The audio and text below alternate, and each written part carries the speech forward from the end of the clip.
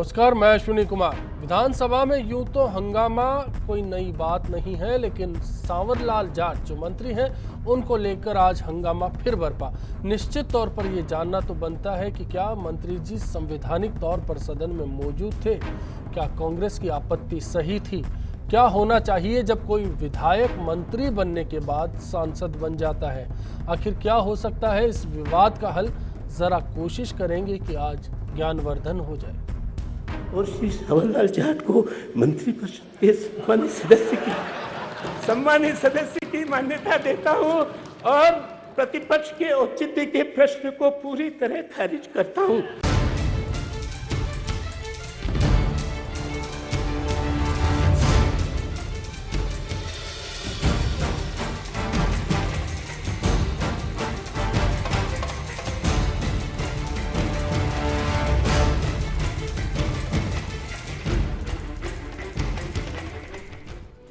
दरअसल सांवरलाल जाट पर पेच फंसा है। सांवरलाल जाट को लेकर ये विवाद छिड़ा है कि सांवरलाल जाट आखिर मंत्री कैसे हो सकते हैं जब वो सांसद हैं और विधायक पद से इस्तीफा दे चुके हैं।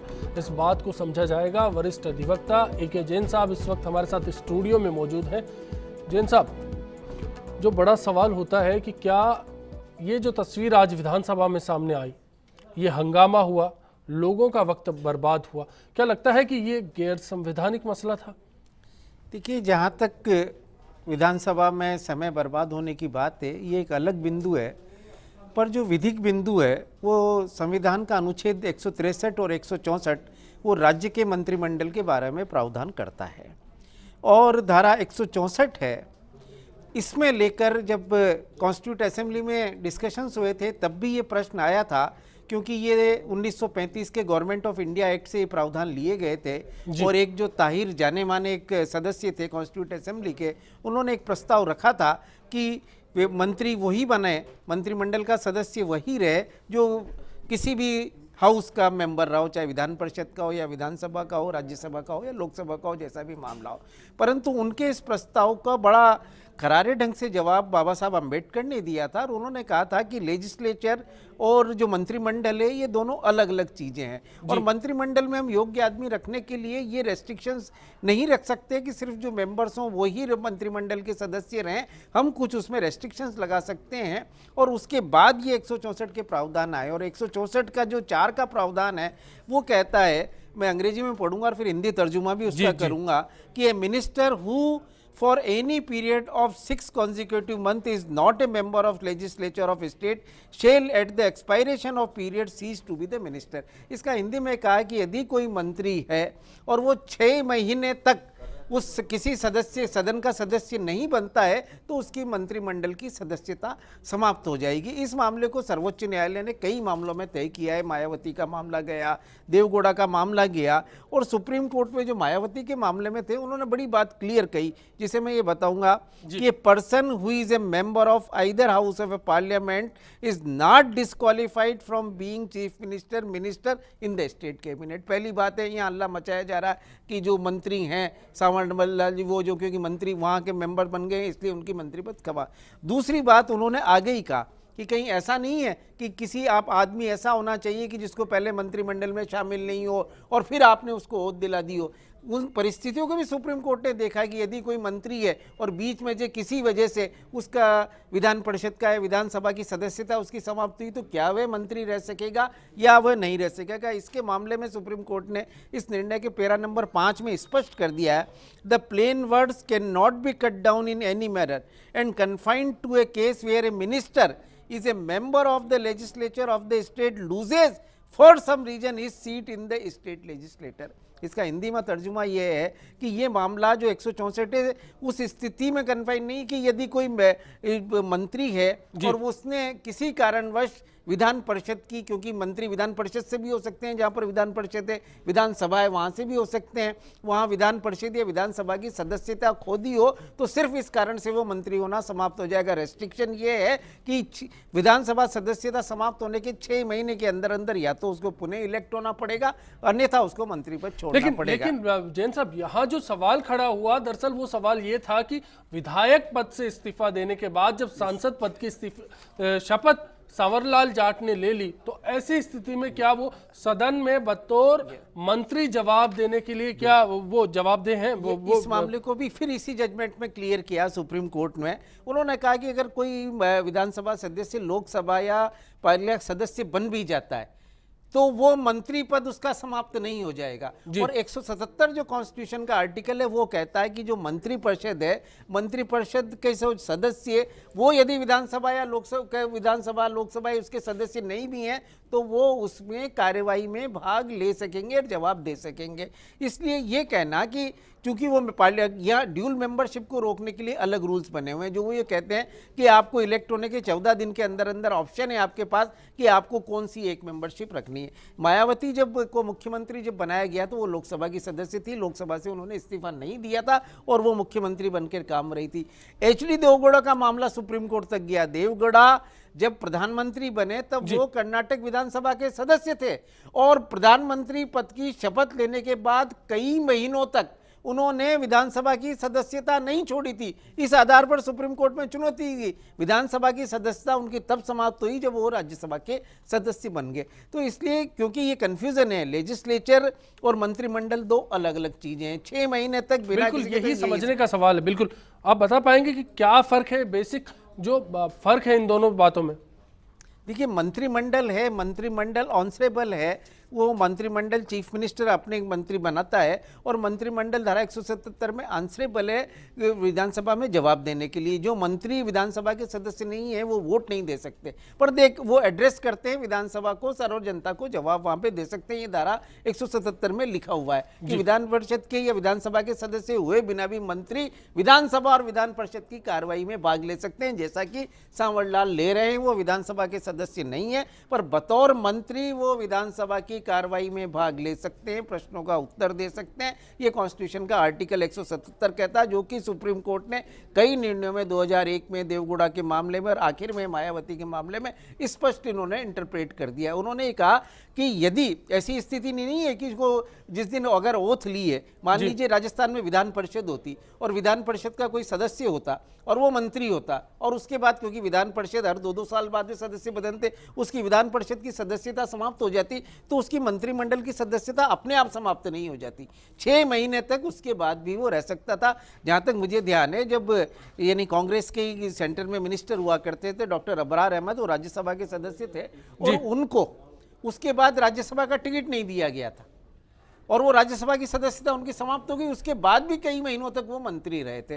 तो इसलिए सदस्यता और मंत्री तो ये गैर संवैधानिक होने वाला बात नहीं है। चलिए, मेरे सहयोगी गोवर्धन हमारे साथ सीधा जुड़ रहे हैं। आज विधानसभा की कार्रवाई के दौरान गोवर्धन मौजूद थे। गोवर्धन, आपसे जानना चाहेंगे कि सांवरलाल जाट को लेकर क्या तस्वीर सामने आई थी सदन की कार्यवाही के दौरान, आखिर ये माजरा पैदा क्यों हुआ? देखिए, जैसे ही सांवरलाल जाट ने आज प्रश्नकाल के दौरान उनका दूसरा ही सवाल था, उन्होंने वो जवाब देने के लिए जब खड़े हुए तो कांग्रेस ने एक पूर्व रणनीति के तहत सांवरलाल जाट पे सवाल उठाया कि इनकी जो मंत्री पद पे रहना है वो वैधानिक नहीं है, जो कांग्रेस पहले तर्क दे रही थी। तो ऐसे में मंत्री यहाँ जवाब नहीं दे सकते और कांग्रेस ने कहा कि कांग्रेस के एमएलए ये जवाब नहीं सुनेंगे और उन्होंने सदन से वॉकआउट कर दिया, क्योंकि वो पहले भी कहते आ रहे थे।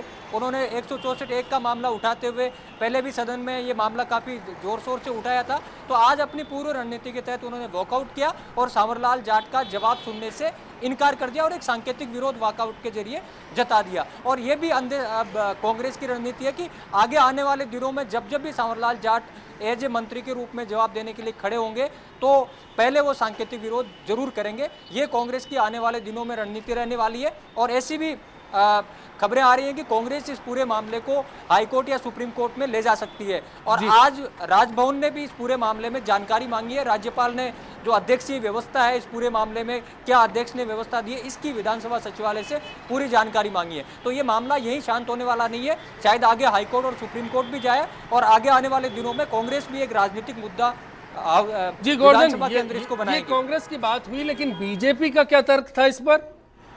देखिए, बीजेपी हमेशा से यही कहती आ रही है पहले दिन से कि अध्यक्ष ने जब व्यवस्था दे दी है तो इसमें बोलने लायक मामला रह नहीं जाता है, कांग्रेस के लिए भी और किसी के लिए भी। तो बीजेपी के लिए अध्यक्ष की व्यवस्था एक सेफ गार्ड का काम कर रही है और हमेशा पिछले 2 दिन से जब भी ये मामला उठा है तो बीजेपी ने अध्यक्ष की व्यवस्था का हवाला देते हुए कांग्रेस को घेरने का प्रयास किया है और कांग्रेस को इस मुद्दे पर घेरा है कि पार्टी जो सदन के अंदर अध्यक्ष की व्यवस्था सर्वोच्च होती है उसका पालन नहीं कर रही है और विपक्ष अध्यक्ष की व्यवस्था पे सवाल उठा रहा है।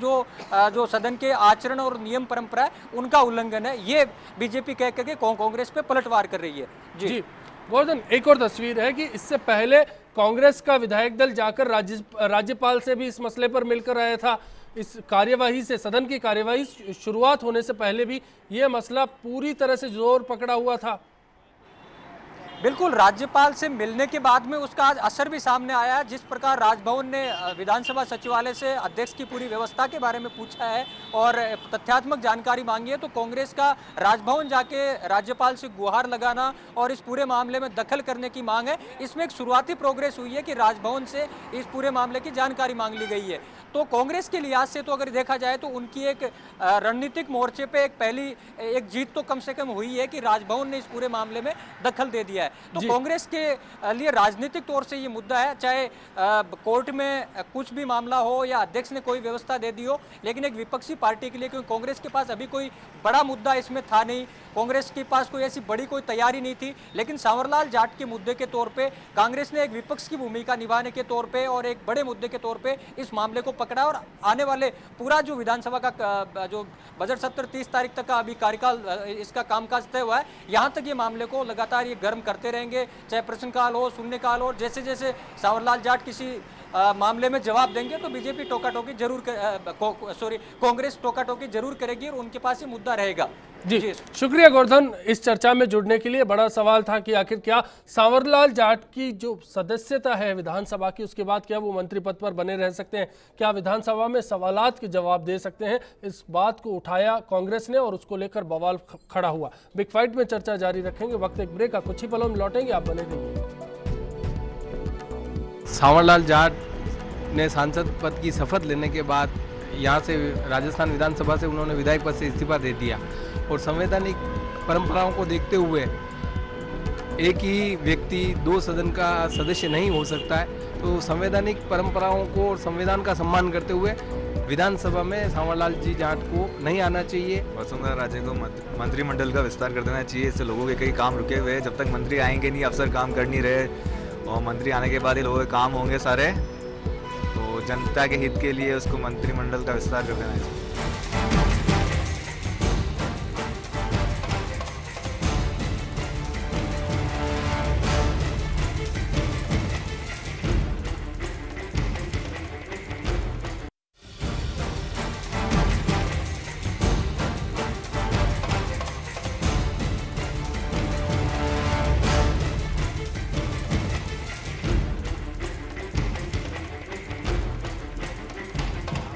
जाट आज मंत्री नहीं है, इस विधानसभा के सदस्य भी नहीं है, न उन्होंने बिना सदस्य मंत्री रहने के लिए न कोई दोबारा शपथ ली है।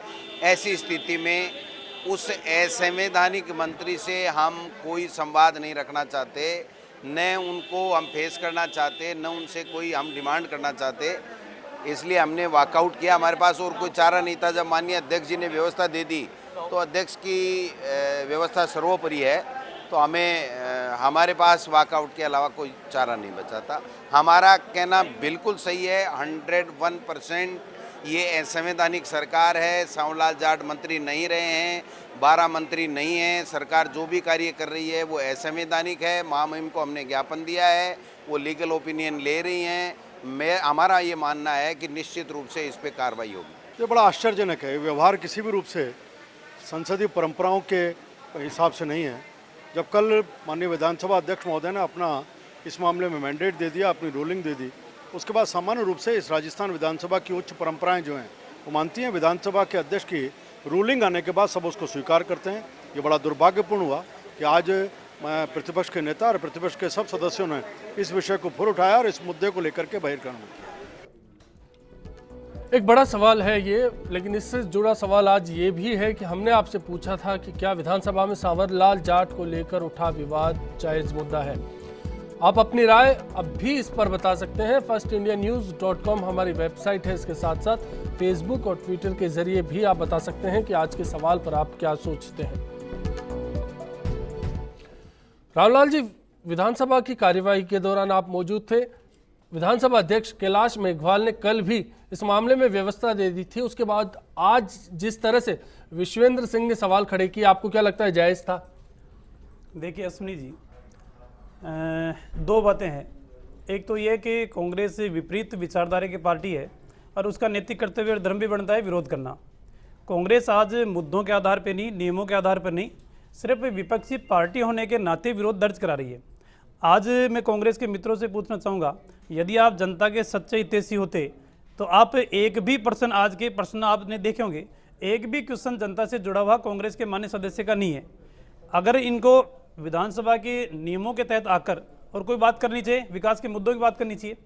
जब सभापति के रूप में कांग्रेस के कोई माननीय सदस्य सभापति के रूप में आसन के ऊपर विराजमान रहते हैं, और मैं 2003 से लेकर 2008 की विधानसभा का सदस्य था, और उस दौरान सभापति के रूप में कई बार रामनारायण जी मीणा आसन के ऊपर रहते थे, और रामनारायण जी मीणा किसी विषय के ऊपर अपनी व्यवस्था देते थे तो हम सहज उसको स्वीकार करते थे। अब जब व्यवस्था मान्य आसन ने दे दी, और जो आसन के द्वारा व्यवस्था दिए जाने वाले व्यक्ति का अगर राजनीतिक कैरियर देखें, उनके अनुभव को यदि हम देखें, तो राजस्थान की विधानसभा यानी लोकसभा के अंदर भी वो एक अपने 84-85 साल के एक अनुभव और तजुर्बा रखने वाले व्यक्ति है। अब ऐसे व्यक्ति ने जब व्यवस्था दे दी तो मुझे नहीं लगता कोई मुद्दा है। मुद्दा सिर्फ इसी का है कि इनको विरोध करना है। जी, शकुंतला जी, क्या कांग्रेस को वॉकआउट करना चाहिए था? मुद्दा ये था, अध्यक्ष महोदय ने जो दी स्वीकृति, तो उसको हम अवहेलना नहीं कर रहे, अवहेलना थोड़ी कर रहे हैं, लेकिन ये तो सवाल हम सरकार से पूछ ही सकते हैं कि क्या दो पदों पे, लाभान्वित दोनों पदों पे एक साथ रह सकते हैं या नहीं, इसका तो सरकार जवाब दे ही सकती है। जी, जगदीश जी, मैं आपसे जानना चाहूँगा कि ये जो पूरा विवाद खड़ा हुआ है, इसको लेकर इतिहास की तस्वीर आप क्या कहते हैं? क्योंकि जब कैलाश मेघवाल ने पूरी कार्रवाई का जिक्र किया तो अशोक गहलोत का भी एक बयान दिया था कि जिस तरह से अशोक गहलोत केंद्र से आकर राजस्थान में कांग्रेस में उनको स्थापित करने की बात थी, विधानसभा में वो आए, मुख्यमंत्री के तौर पे उनको प्रोजेक्ट किया जाना था। उस तस्वीर को लेकर आप क्या कहना चाहेंगे? वो तो क्या ये दोनों मामले ठीक है, एक जैसे हैं? अध्यक्ष महोदय ने अपनी रूलिंग में पूरा बैकग्राउंड बताया था, कब कब इस राजस्थान में इस तरह की व्यवस्था रही है। न केवल अशोक गहलोत बल्कि जगन्नाथ पहाड़िया जी भी ऐसे ही आए थे। बिल्कुल, दोनों मामलों का जिक्र किया। उन्होंने तो चुनाव भी नहीं लड़ा, पूरी चुनाव मुख्यमंत्री पूरा पद का उपयोग करके चले गए, उससे पहले तो हटा दिए गए थे वो। तो इस राजस्थान में ये ऐसी व्यवस्था नहीं है, ये व्यवस्था पूरे हिंदुस्तान की है। और सुप्रीम कोर्ट का जो ये फैसला आया है, ये तो उसके बाद का फैसला है जिसका कि हवाला दिया जा रहा है। दूसरी बात ये है, मैं एक लॉजिकल बात एक दूसरी और करना चाहता हूँ कि कांग्रेस के पास कोई ढंग का मुद्दा नहीं है क्या?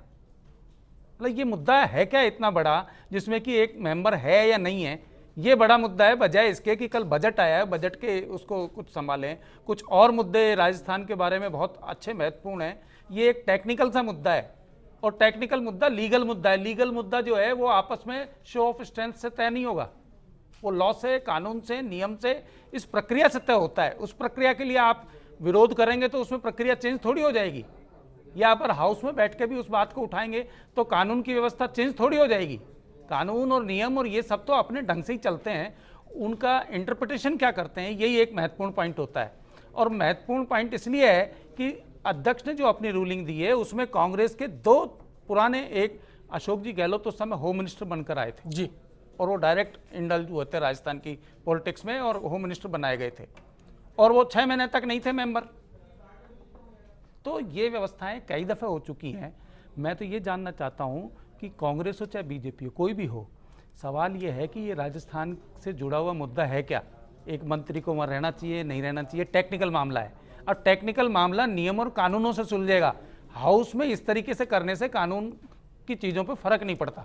आपके पास अध्यक्ष की जो रूलिंग है, उस रूलिंग की कोई काट है तो बताइए। वॉकआउट करने से ऐसा नहीं होता। शकुंतला जी, क्या कहेंगे आप? कोई मुद्दा बड़ा बचा नहीं कांग्रेस के पास?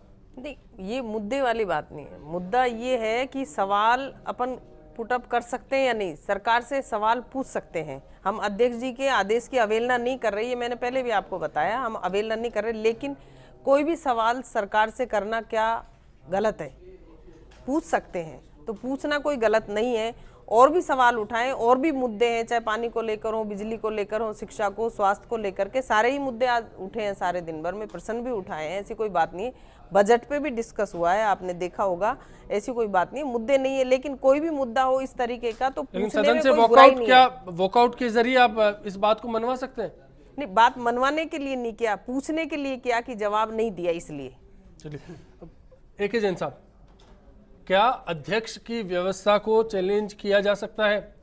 देखिए, अध्यक्ष की व्यवस्था जहाँ तक हाउस की प्रोसीडिंग्स हैं उसमें ये प्रोविज़न है कि जो हाउस है वो इटसेल्फ अपने कार्यों के लिए सक्षम है, और इसको चुनौती जो दी जाती है सुप्रीम कोर्ट में या हाई कोर्ट के अंदर तो सिर्फ एक ही आधार पर दी जा सकती है कि कॉन्स्टिट्यूशनल प्रोविजंस के या कॉन्स्टिट्यूशनल के बियॉन्ड जाके कोई कार्य तो नहीं किया गया है, उसी आधार पर एक लिमिटेड जुडिशियल रिव्यू इसका संभव है। परंतु यहाँ एक सीधी सी बात है कि अभी भी जो कंसेप्ट है वो लेजिस्लेचर और काउंसिल ऑफ मिनिस्ट्री दो अलग अलग चीज़ें हैं, उनको एक मानकर सारा काम किया जा रहा है। अगर हम अनुच्छेद 163 में देखें कॉन्स्टिट्यूशन को, जो बड़े डिस्कशंस के बाद बनाया गया, उसमें लिखा हुआ है कि देयर विल की एक मंत्रिमंडल होगा जिसका मुखिया मुख्यमंत्री होगा, जिसका कार्य राज्यपाल को जो अपना कार्य है संपादन करने में सलाह देना होगा, और उसके दूसरा प्रावधान में क्या है कि जो सलाह दी जाएगी वो बाध्यकारी होगी। तो इसका स्पष्ट साफ है कि जो मंत्रिपरिषद है उसका कार्य एग्जीक्यूटिव फंक्शनिंग के लिए गवर्नर को देना। फिर इसके अलावा अनुच्छेद 177 है जो कहता है कि मंत्रिमंडल के जो सदस्य हैं वो चाहे उस लेजिस्लेचर हाउस के सदस्य हों या नहीं हों, वो विधानसभा को या विधान परिषद को संबोधित कर सकते हैं, वहाँ जवाब दे सकते हैं, उनकी मीटिंग्स में भाग ले सकते हैं। तो इस लाइट में देखने की बजाय, क्योंकि ये कभी क्वेश्चन ही नहीं रहा कि मिनिस्टर का हाउस का मेंबर होना आवश्यक नहीं है, यहाँ शायद विवाद इस बात का चल रहा है कि वो मंत्री थे और मंत्री बनने के बाद वो लोकसभा के सदस्य बने और राज्यसभा उन्होंने विधानसभा की सदस्यता छोड़ दी, इसलिए उनकी मेंबरशिप ऑटोमेटिकली या मंत्रिमंडलशिप ऑटोमेटिकली खत्म हो गया। पर जैसा मैंने बताया कि सुप्रीम कोर्ट का जो 2007 का निर्णय है उसमें पैरा नंबर 5 में इस बात को स्पष्ट किया कि यदि कोई मंत्री सीज कर देता है, किसी वजह से मंत्री किसी हाउस का मेंबर नहीं रहता है, तो उसकी मंत्रिमंडल की सदस्यता समाप्त नहीं हो जाती। जो रेस्ट्रिक्शन लगाया है वो एक रेस्ट्रिक्टिव क्लॉज लगाया है कि 6 महीने के अंदर अंदर मेंबर होना जरूरी है। मंत्रिमंडल में शामिल होने के लिए, बने रहने के लिए किसी भी दृष्टि से हाउस का सदस्य होना जरूरी नहीं है, सिर्फ एक रेस्ट्रिक्टिव क्लॉज लगाया जो 1935 के गवर्नमेंट ऑफ इंडिया एक्ट में नहीं था और कॉन्स्टिट्यूशन में डाला गया है। जी चलिए, एक कॉलर है हमारे साथ, रघुवीर सिंह जी हैं, टोंक से जुड़े हैं। बताएं रघुवीर सिंह जी, क्या कहना है आपका? मेरा ये कहना है सर कि कांग्रेस के पास विधानसभा में उठाने के लिए कोई मुद्दा तो है नहीं जी, तो ये क्या ये बेफालतू का मुद्दा उठा के वॉकआउट करते हैं, और इन्होंने 5 साल सरकार में रहकर किया क्या? जी चलिए शकुंतला जी, एक बड़ा मुद्दा है कि कल जिस बात को रामेश्वर डूडी भी बोल रहे थे बजट भाषण से पहले, जिसका जिक्र हो रहा था कि राजस्थान हो सकता है कि अकाल का सामना करना पड़े, सूखे का सामना करना पड़े, बजट में उसको लेकर कोई बात नहीं हुई। आप लोग उस मुद्दे पर क्यों नहीं सदन में सरकार से जवाब लेते बजाय इस मुद्दे पर? क्योंकि जब राज्यपाल के पास आप जा चुके हैं, राज्यपाल इस मसले पर कानूनी सलाह मशवरा करेंगे तो वो अलग मुद्दा हो सकता है, लेकिन फिलहाल जनता के प्रति जो 21 विधायक हैं कांग्रेस के, क्या उनकी जवाबदेही नहीं बनती? नहीं, हमने उठाया ना, आज मैंने बोला। रामलाल जी तो साफ मना कर रहे हैं, मैंने बोला सदन में इन्हीं के विधायकों ने सरकार को घेरा। नहीं, मैंने बोला, मैंने खुद ने बोला, किसानों के मैटर पे बोला, बिजली के मैटर पे बोला, ओलावृष्टि हुई जिसपे आधे किसानों को मुआवजा दिया गया उस पर भी बोला, अकाल राहत के लिए भी बोला कि कोई विशेष योजना नहीं है कि 3 फेस की बिजली किसानों को दी जाए, जिससे कि वो जो कुछ बचा कुचा है उसमें सिंचाई कर सकें। जहाँ की 20 घंटे बिजली देने का सिंगल फेस की बिजली 20 घंटे देंगे और 8 घंटे 3 फेस बिजली देंगे, जबकि उल्टा हो रहा है। अभी गांव में ट्रिपिंग हो रही है, बिल्कुल रेगुलर बिजली नहीं आ रही है, 10-10, 8-8, 10-10 घंटे बिजली कटौती हो रही है। मैंने खुद ने बोला है, अभी लास्ट में शाम को मेरा ही था उस पे बजट पे, क्या महिलाओं से संबंधित कोई विशेष नहीं है? आपको किसी भी सवाल पर जवाब नहीं देती? नहीं, जवाब क्या देंगे? मैं तो खुद कहा है आज, वो कह रहे हैं कि भाई पिछली सरकार ये कर गई वो कर गई। मैं ये कहना चाहती हूँ आपके माध्यम से कि 7 महीने हो गए, अब तो कार्यों को क्रियाशील करें। अभी भी वही पुराना जवाब दिए जा रहे हैं 7 महीने से, पिछली सरकार ने ये किया वो किया। तो अब क्यों उसमें आप लोग सुधार की जब बात करते हैं तो क्यों सुधार नहीं कर रहे, क्यों कार्यों को क्रियान्वित नहीं कर रहे? मैंने तो आज भी यही सवाल पुटअप किया। फिर मैं वॉकआउट वाले सवाल पर आता हूं, क्या फिर आज इस मसले पर वॉकआउट आपका ठीक था?